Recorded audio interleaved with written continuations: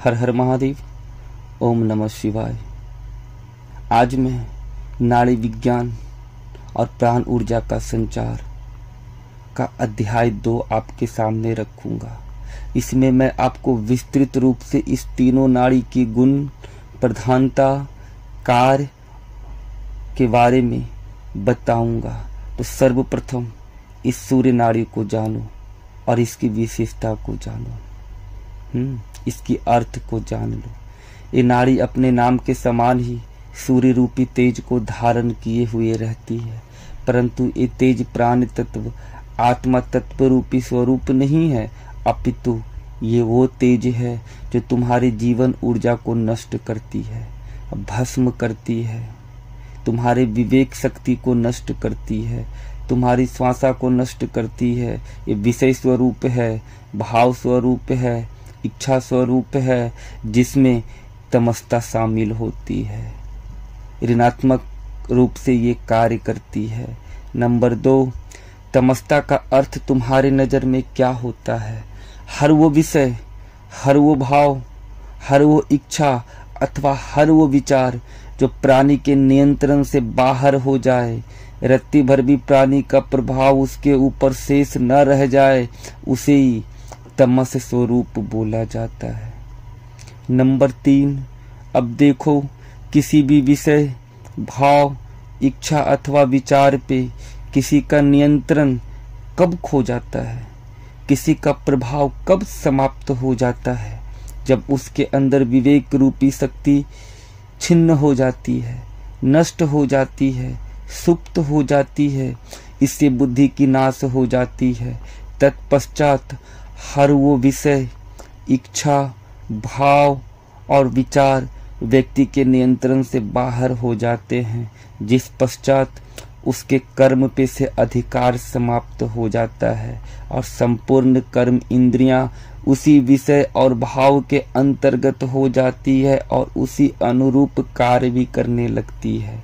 अर्थात यहाँ प्राणी विषय रूपी ऊर्जा के अधीन और अंतर्गत हो जाता है। नंबर 4 अब देखो मैं क्या बोला। जब प्राण ऊर्जा इस नाड़ी रूपी रास्ते के द्वारा प्रवाहित होती है तो ये तमस रूप को धारण कर लेती है। क्यों करती है? क्योंकि जब प्राण ऊर्जा का संचार इस नाड़ी के द्वारा प्रवाहित होती है तो उसकी वेग और तीव्रता काफी अधिक होती है और हर तमस विषय और भाव जिसकी संज्ञा तमस सूचक, ऋणात्मक सूचक होती है, वो अपने प्रचंडता और तीव्रता अर्थात गति अनुसार ही तो तमस रूपी गुण कहलाती है। या इसकी संज्ञा तमस गुण की संज्ञा इसीलिए दिया है क्योंकि इसकी तीव्रता और इसकी वेग इतनी अधिक होती है कि ये प्राणी के नियंत्रण से बाहर हो जाती है। और जब वो इस रास्ते के सहारे गति करती है तब आंधी बनकर के प्रवाहित होती है, जिस आंधी में चंचल चित्त, कमजोर चित्त, अस्थिर चित्त इसके साथ सूखे पत्ते के समान बहते और उड़ते चला जाता है। और ये सर्वप्रथम विवेक और बुद्धि रूपी प्रकाश पे एक ऐसी काली आवरण चढ़ा देती है जिस पश्चात व्यक्ति का होश और जागृति रूपी शक्ति छिन्न हो जाती है, सुप्त हो जाती है। जितना देर ये तमस्ता हावी रहती है उतने समय तक व्यक्ति क्या कर रहा है, क्या बोल रहा है, क्या सोच रहा है, इसके प्रति वो अनजान बना रहता है। जब कोई भाव, नंबर 5, जब कोई भाव, इच्छा, विचार, विषय तुम्हारे नियंत्रण से बाहर हो जाए तो इस अवस्था में व्यक्ति क्या कर रहा है, क्या बोल रहा है, क्या सोच रहा है, इसके प्रति पूर्णतः अनजान हो जाता है, सुप्त हो जाता है।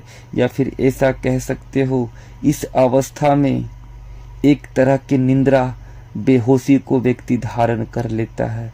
केवल उसकी भौतिक इंद्रियां जागृत रहती है, न कि वो व्यक्ति जागृत रहता है। और यहाँ ऐसा अवस्था प्रकट हो जाता है कि वो ना तो कुछ बोल रहा है और ना कुछ कर रहा है, अपितु उसकी तमस भाव और उसकी विषय उसके ऊपर हावी हो करके, उसके इंद्रियों के ऊपर हावी हो करके वो इस प्रकार अपनी प्रभाव, अपनी सत्ता स्थापित कर लेती है कि वो उससे हर कर्म करवा डालती है, हर वो शब्द बुलवा डालती है जिसके प्रति वो बेहोश रहता है, निंद्रित रहता है।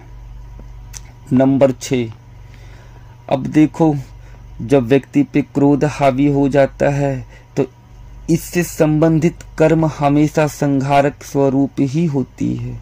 जैसे इस अवस्था में व्यक्ति किसी की मृत्यु तक करने से नहीं हिचकता है। कोई भी ऐसे जघन्य अपराध, ऐसी कोई भी कर्म कर डालता है जब क्रोध रूपी प्रभाव उसके ऊपर हावी होती है, वो कुछ भी करने में सक्षम हो जाता है। या फिर जब व्यक्ति के ऊपर काम वासना हावी हो जाती है और उसकी पूर्ति करने हेतु वो कितना जघन्य कृत्य और कर्म कर डालता है, उस वक्त ये सोचने समझने की शक्ति उसके अंदर नहीं होती है और यहाँ मानवता का हनन हो जाता है, और यही हनन की क्रिया संहारक स्वरूप होती है। नंबर 7, जितनी भी तरह की तामसिक ऊर्जा की जिक्र यहाँ की जाती है, हर वो शक्ति, हर वो ऊर्जा इसी नाड़ी में विद्यमान होती है। ठीक है, अब इसके अगले अध्याय में मैं इसके सूक्ष्म तत्व पे थोड़ा सा प्रकाश डालूंगा और हर वो तथ्य को उजागर कर दूंगा जिसके प्रति आप सुप्त हो, अनजान हो, उसे सिर्फ शब्दों के रूप में तो पढ़ते हो, परंतु ये भूल जाते हो कि हर तत्व का 2 पहलू होता है, एक भौतिक और एक सूक्ष्म। व्यक्ति ज्यादातर भौतिक तत्व में ही उलझा रह जाता है और उसके सूक्ष्म प्रति, उसके सूक्ष्म स्वरूप की विशेषता, गूढ़ता के प्रति अनजान रहता है। तो इसके अगले भाग में अपने नेक्स्ट वीडियो में आपके सामने लाऊंगा। तब तक के लिए मुझे आज्ञा दो। हर हर महादेव। ओम नमः शिवाय।